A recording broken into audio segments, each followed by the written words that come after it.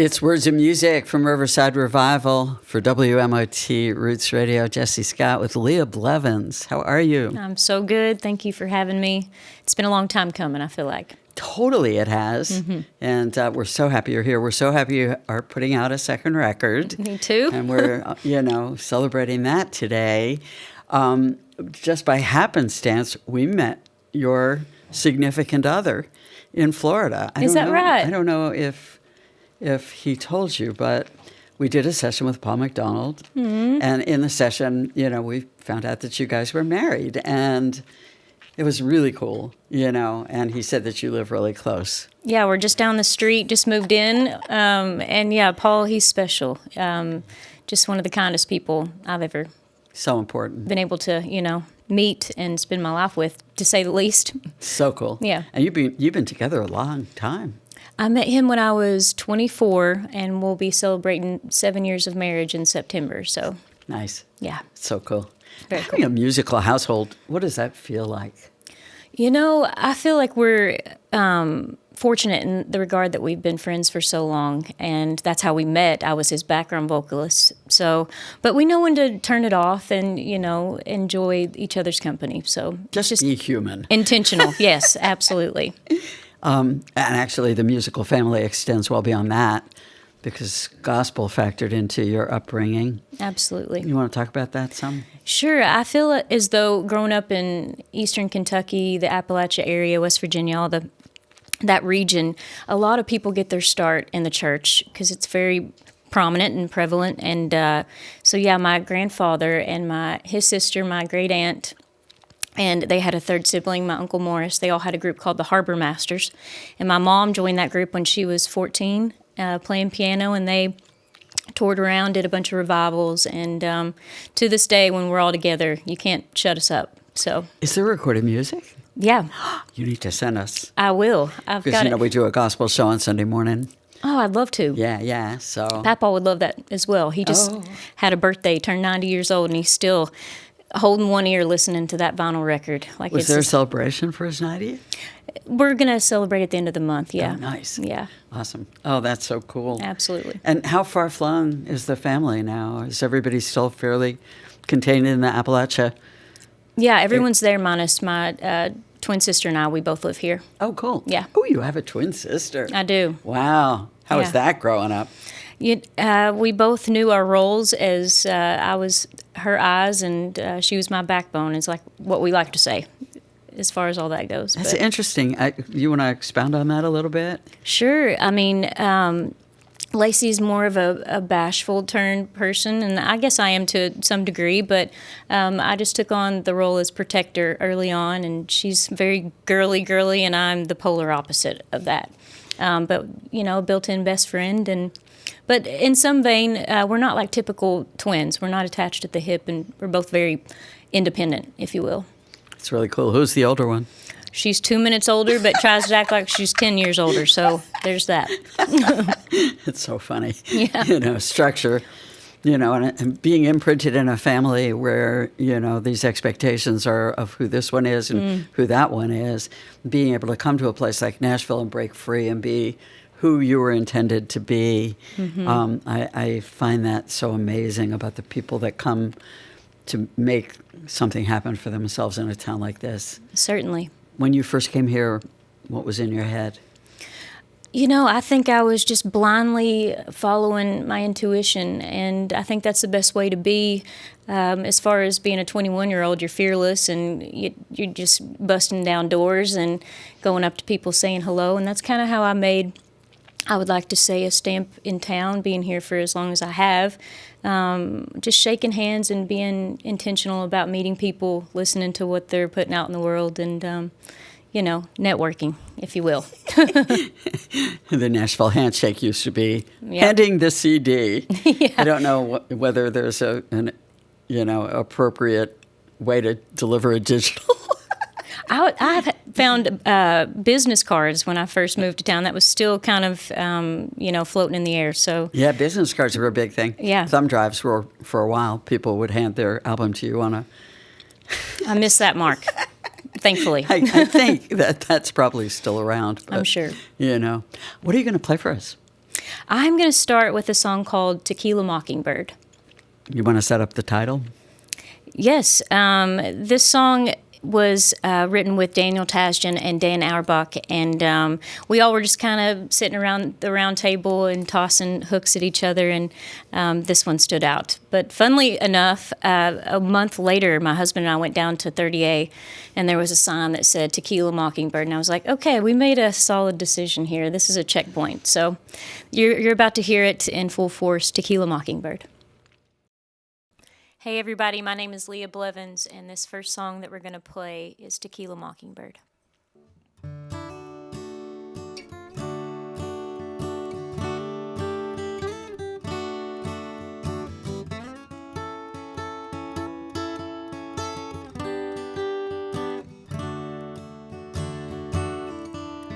Tequila Mockingbird, sing to me.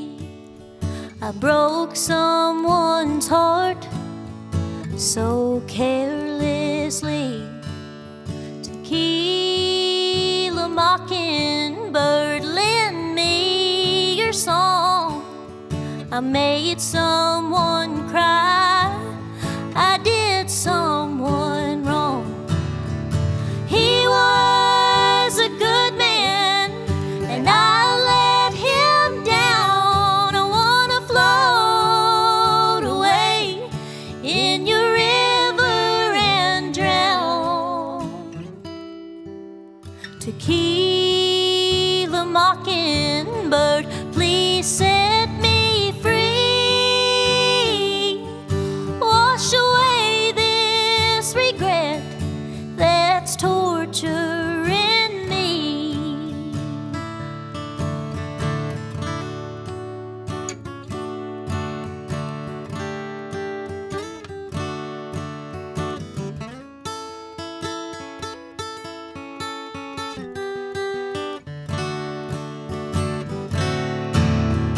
I learned my lesson, but I can't turn back time. Old memories of him still etched in my mind.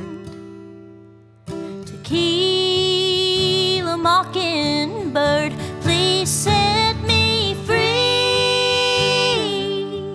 Wash away this regret that's torturing me.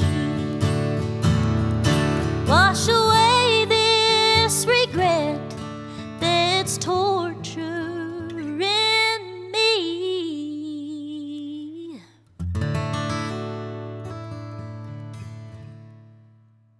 We're going to play a couple more for you. This next one is called Lonely, and I wrote this song with Dan Auerbach in the studio, and he's the one that produced the record.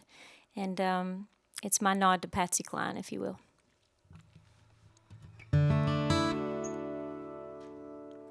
Lonely, I get lonely for you in the night. You're the only thing that's missing in the cool morning light. I can't help it, I'm making and breaking no matter what I do, 'cause I'm lonely, I'm so lonely for you. I thought I heard your voice, but I was only dreaming. You left me with no choice, like the changing of the seasons. You can't help it, they opened the door and you quietly walked on through. Now I'm lonely, I'm so lonely for you.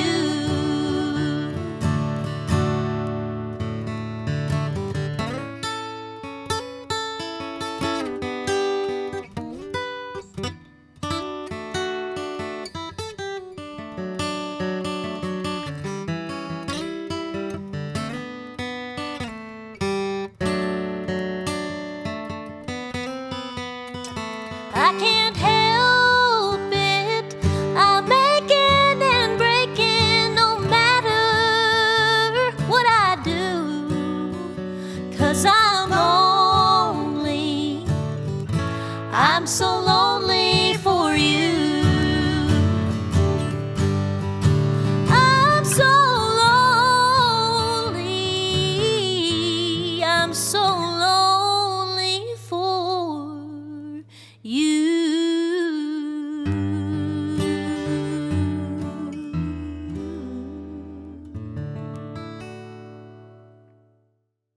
We have one more song for you. This last one is Diggin' in the Coal.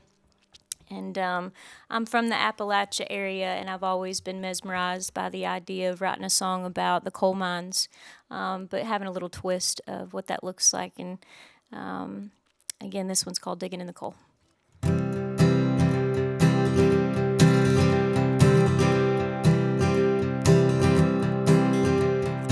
You're like a best friend when we meet. We can go dancing down the street.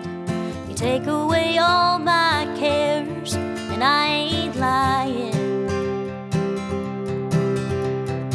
What was before you came along that put you right where you belong? Life was so hard to bear that I stopped trying. If you stick around, I just might make it. Whenever I get down, you help me shake it from my soul. I guess I found a diamond while I was digging in the coal.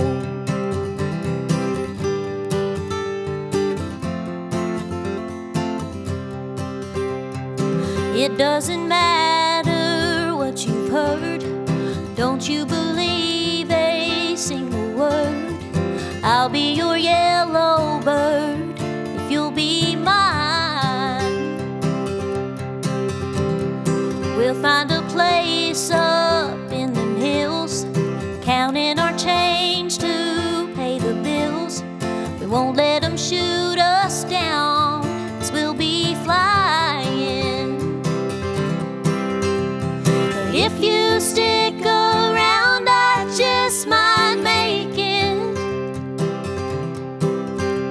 Whenever I get down, you help me shake it from my soul. I guess I found a diamond while I was digging in the coal.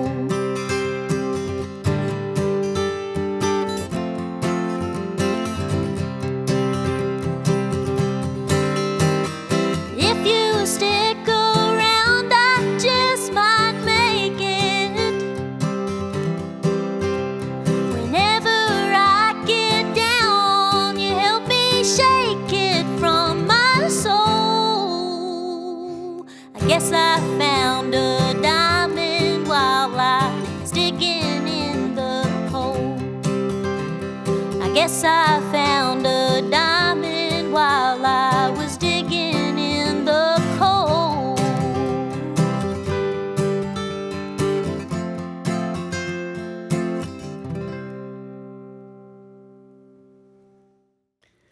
Leah Blevins is our guest in the studio at Riverside Revival for WMOT for Words and Music. We just heard the first single off your new album, Diggin' in the Coal. Mm-hmm. And, of course, we've been playing that on the radio. It's kind of an interesting twist on what your visual might be for that title. You know, I have told this to many, but I've been mesmerized by the idea of writing a song, a love song, but really to the core of it, back in the day, coal miners would send a canary into the mine, and if it didn't come back out, they knew there was toxicity within the mine itself. So I just thought that kind of could be parallel to the idea of a relationship, maybe with yourself or someone else. Yeah, digging in the coal and finding something beautiful in it is really... It's what we're all striving for. I think at the end of the day is finding that one that diamond in the rough. Yeah, it's really cool. How much did coal mining factor into your surroundings growing up? It was really so much of an insular world in a way, but there's so much respect for it also, and there's such a great work ethic involved. Do you want to talk about that? Certainly. My granny was a coal miner's daughter. Wow. My papa Jerry was in the coal mine since he was a young boy and old enough to work. And we still have his tobacco pipe to this day. But they grew up in Logan, West Virginia.